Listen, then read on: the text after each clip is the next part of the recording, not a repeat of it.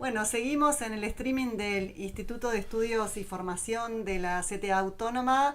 Estamos ahora en comunicación con Esteban Mañani, que es periodista especializado en nuevas tecnologías, docente universitario y escritor.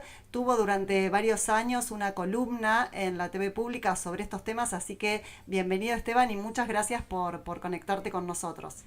No, muchas gracias por la invitación. Es un placer participar de este programa. Gracias. Sí, este tema que está tan sobre la mesa, ¿no? El tema del capitalismo de datos. Yo te quería preguntar un poquito cómo hacemos para que se entienda, para que este tema sea como más popular y no quede como algo de ciencia ficción, ¿no? Que entendamos que esto nos está atravesando y perjudicando a todos, ¿no? Bueno, hay distintas maneras. Vos lo llamaste capitalismo de datos, Shoshana Zuboff lo llama capitalismo de vigilancia, Nick Smisek lo llama capitalismo de plataformas. Está todo el mundo tratando de entender cuál es el eje central. Si sigue siendo pertinente, por ejemplo, utilizar el término capitalista en el sentido que le daba Karl Marx. También lo podemos ver como una continuidad, ¿no? Particularmente la inteligencia artificial generativa que estamos viendo se puede ver como una continuidad en cuanto a la desposesión de saberes obreros para reemplazarlos por distintos sistemas de automatización o trabajadores con menos conocimiento. Esto lo hacía Frederick Taylor a fines del siglo XIX, sí, del siglo XIX, que trataba de descomponer el trabajo más complejo en trabajo más simple. Se pensaba que ese tipo de automatización solamente iba a ser posible con el trabajo manual, ¿sí? Se agarraba un obrero en aquel entonces, se fijaban que era el que tenía el conocimiento, no sé, de fundido de hierro, y se fijaban cuánto tiempo dejaba el fuego prendido, a qué temperatura llegaba, cómo lo sacaba, qué movimientos hacía, cómo utilizaba el molde y demás, y a partir del análisis de eso se lo iba desposeyendo de ese trabajo y se lo iba reemplazando por trabajadores con menos conocimiento y por lo tanto más baratos. Ahora lo que está pasando es que se está tomando trabajo intelectual, que puede ser desde ilustradores hasta el de docentes, ¿no? Cualquier docente que haya utilizado el Drive para una planificación está entrenando la inteligencia artificial de Google, que seguramente después va a vender un servicio de educación y te va a ofrecer hacer las planificaciones y demás. Lo mismo podemos decir de un locutor, las grabaciones, podemos decirlo de prácticamente de un músico, pero también lo podemos decir de un administrativo, de un abogado, de un arquitecto. Si vos tomás miles de planos con sus presupuestos y después le decís a una inteligencia artificial, miles no, millones, ¿no? Y le decís a una inteligencia artificial, bueno, tengo estos metros cuadrados, tengo este presupuesto y quiero un plano de más o menos estas características. Y te va a hacer 25 borradores, lo más probable es que por lo menos a esta altura la mayoría no te sirvan, pero con un poco de supervisión vas a ahorrar bastante trabajo, ¿sí? Entonces, se puede hacer el foco en las continuidades o se puede hacer el foco en las diferencias.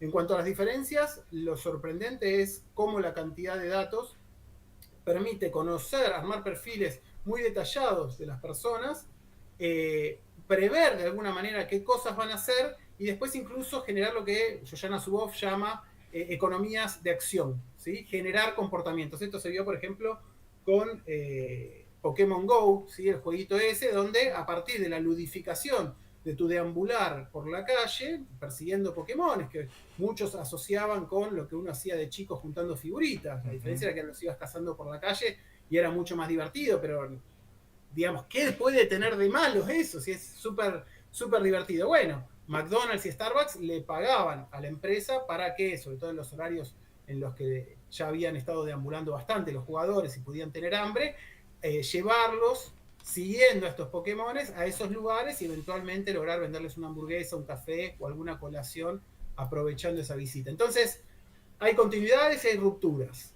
Podemos hacer el foco en cualquiera de las dos. Yo creo que en la esencia no deja de ser capitalismo, ¿sí? No deja, el lucro no deja de ser un ordenador fundamental que hipertrofia ciertas potencialidades de la tecnología y atrofia otras.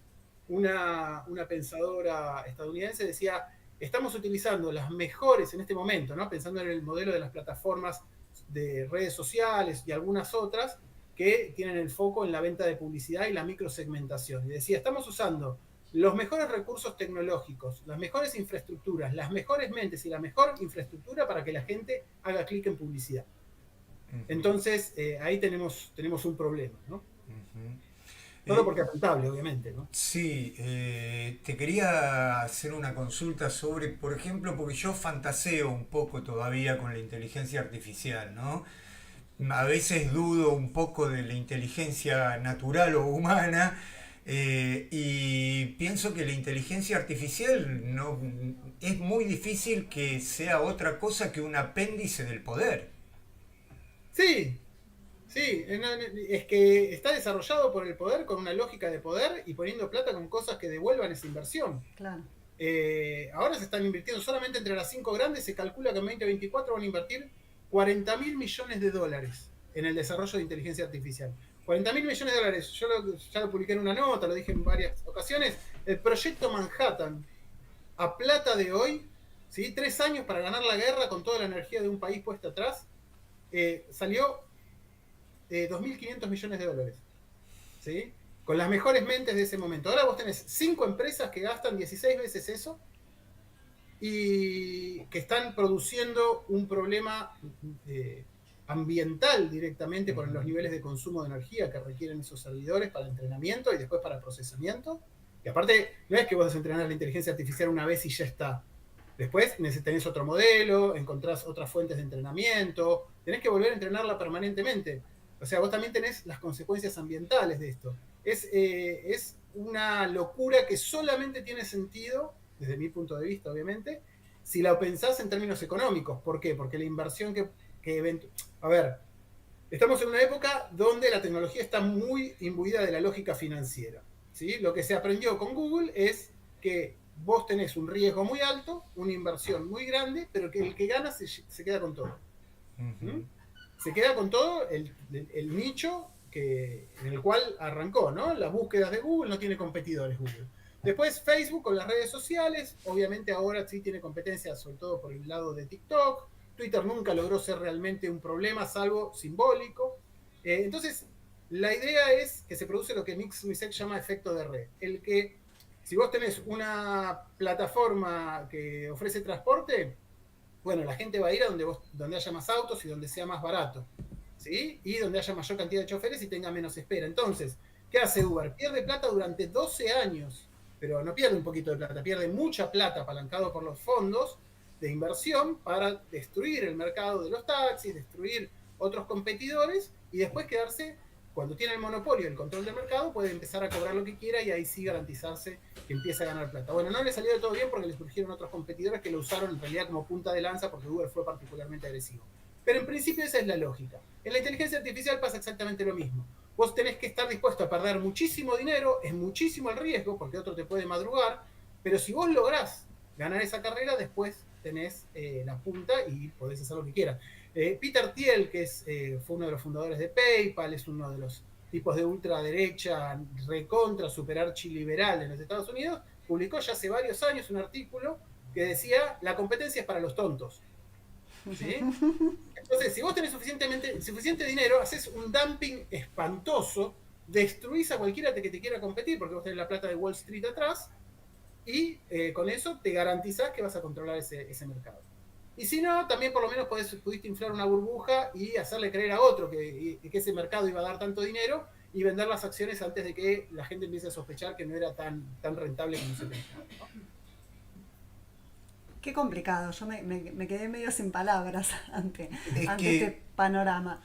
Es que es realmente abrumador, ¿no? En algún punto todo este vértigo y todo este cúmulo porque no es solo una tecnología, no es que ahí se inventó el teléfono, es algo, una revolución verdadera, ¿no? A nivel universal. Y que nos atraviesa transversalmente a todos. Es inquietante como mínimo, ¿no? Sí, yo le iba a preguntar a Esteban si todo este mundo y con lo que vos estás diciendo, Rubén, de qué manera acrecienta las desigualdades sociales que están absolutamente marcadas, ¿no?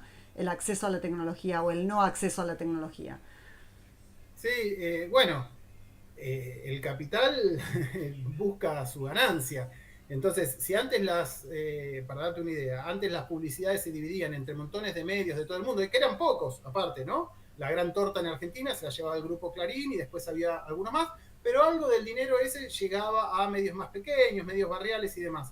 Ahora vos tenés 2 o 3 líderes globales de la principal área de desarrollo de la publicidad, que es la publicidad online, que está en manos de Google, de Facebook y crecientemente en manos de Amazon. Entonces, algo que ya se distribuía mal, por ejemplo, en Argentina, ahora encima genera más riqueza afuera. Entonces, esas tecnologías, uno dice, bueno, esas tecnologías aumentan mucho la productividad. ¿Dónde está el aumento de la productividad global? ¿La economía creció en los últimos años? ¿Hubo una revolución productiva y aumentó la productividad a niveles tremendos? ¿O lo que hubo fue tecnologías que permitieron canibalizar industrias, concentrarlas en unas pocas manos y ganar muchísimo dinero ellos? Sí. Entonces, con la inteligencia artificial puede pasar lo mismo. No lo tenemos claro. Es muy difícil en los momentos en los cuales se está desarrollando una nueva tecnología separar la paja del trigo. ¿Por qué? Porque hay un hype, hay una publicidad, hay un marketing tremendo que genera la idea de esta es lo que los yankees llaman the big next thing, ¿no? La próxima gran cosa. Y están apostando a eso. ¿Por qué? Porque nadie se quiere quedar afuera, nadie quiere volver a perderse el próximo Google. Entonces, lo que dicen es, tienen lo que los yankees también llaman el fear of missing out, ¿no? El FOMO, el miedo a perderse la próxima gran cosa. Entonces ponen plata. Todo el mundo te está diciendo que la inteligencia artificial va a revolucionar todo, lo va a cambiar todo, va a ser totalmente distinto. Todo el mundo se asusta, pero incluso una carta como la de Elon Musk y Yuval Harari y otros especialistas diciendo se viene un escenario Terminator, va a tomar conciencia, va a encontrar el mundo. Lo que te está diciendo es una tecnología recontra poderosa. No te quedes afuera. Pero no nos olvidemos que lo mismo nos dijeron hace 4 o 5 años sobre blockchain, sobre Bitcoin y sobre un montón de criptomonedas que no eran más que esquemas Ponzi y estafas tremendas. ¿Sí? No había nada abajo de eso. Sí, entonces, la inteligencia artificial probablemente tiene más sustancia.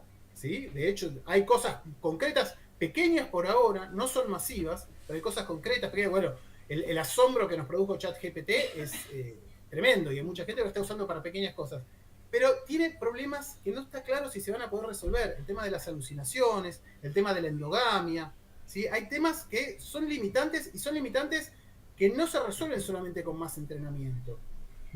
Y aparte el costo de ese entrenamiento, mientras tanto, en un momento de crisis ambiental planetaria, viendo por si acaso, a ver si se logra desarrollar esa inteligencia artificial, se gasta un montón de dinero y un montón de energía y un montón de recursos naturales que están limitados. Entonces es muy peligroso. A mí me parece que es como la locura, la lógica del capital llevada al extremo. Sí, sí, es un canibalismo capitalista, ¿no? Si a mí si la inteligencia artificial fuese tan inteligente, nos proveería respuestas a los grandes problemas que enfrenta la humanidad, como la falta de trabajo o cómo redistribuir el dinero, o si fuera aún más inteligente la inteligencia artificial, se metería en los cables de los bancos y de todos los lugares y le repartiría la plata a toda la gente del mundo si quisiera. Bueno, es que ese es un problema grave. La inteligencia artificial no es ni inteligente ni artificial. O sea, no es inteligente porque la única inteligencia que existe es la humana y se nutre de eso para encontrar patrones estadísticos. Son patrones estadísticos, es decir, que no va a producir algo que no esté por fuera de lo que ya se dijo, sino va a crear algo totalmente nuevo. Es eminentemente conservador, atiende a la media, ¿sí? Entonces, aparte que no es una sola, hay un montón de inteligencias artificiales. Entonces, si le preguntás a una cosa, te va a decir algo, otra te va a decir otra. La misma a la que le preguntaste primero, le volvés a preguntar lo mismo y te va a decir otra cosa. Por eso era tan ridículo, por ejemplo, eso que dijo Milei cuando volvió de Estados Unidos, de que había hablado en Google, y le habían dicho que existía una inteligencia artificial para hacer la reforma del Estado. Por empezar, no tiene ningún sentido. ¿Cuántas reformas del Estado y en qué formatos de datos se pueden cargar para entrenar una inteligencia artificial? Y después, ¿te sirve algo de la reforma del Estado que se haya hecho en Indochina, en Polonia, en Somalia, para aplicarla a Argentina? No tiene ningún sentido. En realidad lo que se está usando mucho la inteligencia artificial es como una coartada para decir cualquier cosa y darle una aura de neutralidad. Pues si yo le pregunto, entreno en mi inteligencia artificial, y le digo, bueno, ¿qué ministerios hay que cerrar? Y me dice, no hay que cerrar ningún ministerio. Y yo creo que hay que cerrar un ministerio y digo, no, está mal entrenada. Entonces le cargo más datos, retoco las variables, le pregunto cuáles ministerios hay que cerrar. No, no hay que cerrar ninguno. Bueno, lo vuelvo a hacer hasta que me diga los ministerios que yo ya Hasta que quería. te dé la razón. Claro, entonces es como un atajo para encontrar lo que vos ya estabas buscando. Es el oráculo de Delfos, ¿entendés? Pongas el oráculo de Delfos, le haces la pregunta, la pitonisa sale, te dice algo, el sacerdote te lo interpreta y vos haces lo que querés. Las serpientes vuelan durante los amaneceres soleados. Ah, bueno, está diciendo que cierra el Ministerio de Desarrollo Social. Esa es la lógica. Entonces hay una coartada también ideológica ahí. El potencial de la inteligencia artificial es grande, necesita supervisión humana permanente, necesita que no sea solamente hecho con fines de lucro, y por ejemplo, como decía recién el compañero Castro, por ejemplo, en salud vos tenés una oportunidad enorme. Si vos cargás las historias clínicas de millones de pacientes a lo largo y ancho de Argentina, vas a empezar a encontrar patrones. Sí. O sea, el tipo que desarrolló fiebre el primer día y después le diste tal medicamento y después tuvo un dolor en la uña del pie y después resultó que tenía tuberculosis, eso no lo van a ver los médicos, por mucha experiencia que tengan, no van a ver millones de casos. Entonces eso puede ser un indicador, pero un indicador que necesita el juicio humano, la inteligencia humana para ser supervisado. Y aparte que necesita una recontraseguridad sobre la privacidad de los datos. Entonces, si vos se lo dejás en manos a una empresa, y bueno, con tal de encontrar un modelo de negocios, va a hacer cualquier cosa. Y los efectos secundarios de eso son los que estamos viendo, por ejemplo, hoy en día con las redes sociales sociodigitales. ¿Sí? Los efectos secundarios del modelo de publicidad de Facebook es que encontró mecanismos para controlar o para modificar el humor social en grandes escalas y con estadísticas, o promover las elecciones entre que ciertos sectores vayan a votar en determinado momento. O sea, encontró una herramienta súper poderosa que obviamente no se va solamente a utilizar para venderte un viaje a Brasil. ¿Sí? Una vez que vos conocés, que abriste la caja de Pandora y tenés ese recurso, obviamente van a aparecer las Cambridge Analytica. Si vos haces lo mismo en salud, obviamente los vas a empezar a usar para vender medicamentos que la gente no necesita. Por eso ya en muchos casos lo hace también. Ya está pasando, claro. Sí. ¿Por qué? Porque podrías, en vez de comprar medicamentos, podrías promover una vida más sana, una mejor alimentación, soberanía alimentaria, ejercicio, tiempo de recreación, reducción del tiempo de trabajo. Entonces, si la inteligencia artificial se utilizara para mejorar la calidad de vida de la población, probablemente tendría un montón de usos que algunos son bastante verosímiles y otros falta comprobarlos, ¿sí? Para el tránsito, imagínate un sistema, no sé, de semáforos inteligentes que van aprendiendo cómo hacer que el tráfico funcione más fluidamente a lo largo del día. Tenés el problema de que después, si vas a hacer el tráfico más fluido, más gente va a usar el auto y volvés a tener el mismo problema, pero eso es específico del tránsito.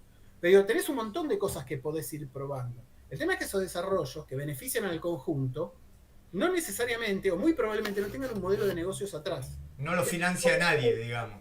¿Cómo? No lo financia nadie. No, y no genera riqueza. Claro.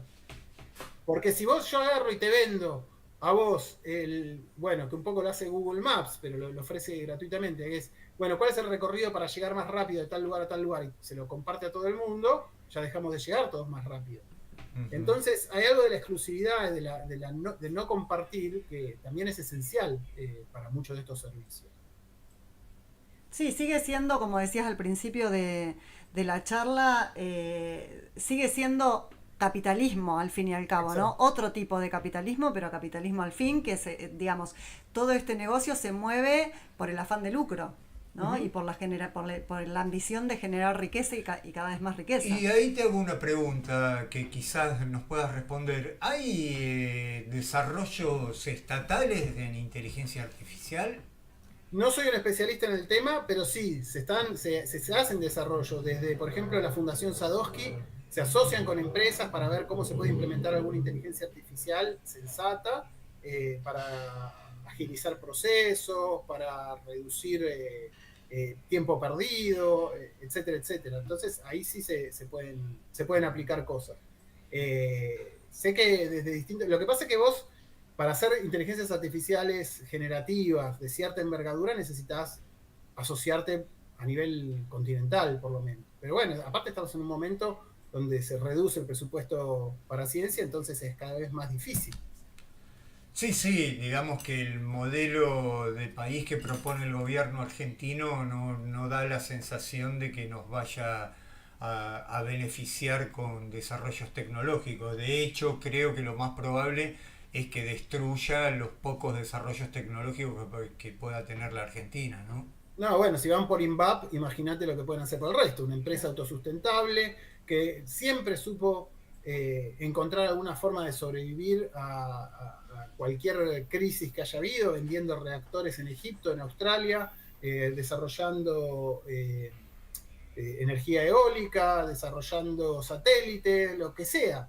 O sea, y construir esas redes de conocimiento y construir esas redes de proveedores y de saberes lleva mucho tiempo. Y bueno, imagínate, si quieren vender algo que es superavitario, un gobierno que dice nosotros estamos por la tecnología y el desarrollo, se admiran a Elon Musk, pero no quieren vender INVAP, entonces, Bueno, porque quieren que INVAP sea de una persona en vez de claro. todos los argentinos, ¿no? Digamos, lo consideran, venden el negocio en este caso. En otros casos nos convencen de que tales empresas no generan ganancias o generan pérdidas como la aerolínea y la quieren convertir en que lo revisten de un manto de pura ganancia o de mirada mercantil, ¿no? Para decidir esa venta. Pero en este caso no pueden utilizar el mismo recurso, así que para mí lo van a vender al mejor postur, que seguramente va a ser uno de sus amigos. Sí, y para que lo vacíen y demás, ¿no? Bueno, es la distancia, bueno, es el problema de la lógica del capital que dice, bueno, hay un solo organizador posible de la sociedad, que es el mercado. Entonces, si vos sacás todo lo demás y te queda solamente el mercado, mmm, que algo esté gestionado por el Estado es una pérdida de tiempo, es una pérdida de recursos, una pérdida de creatividad.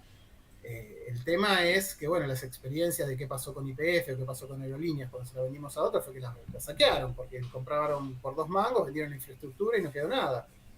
Entonces, bueno, ese es un problema.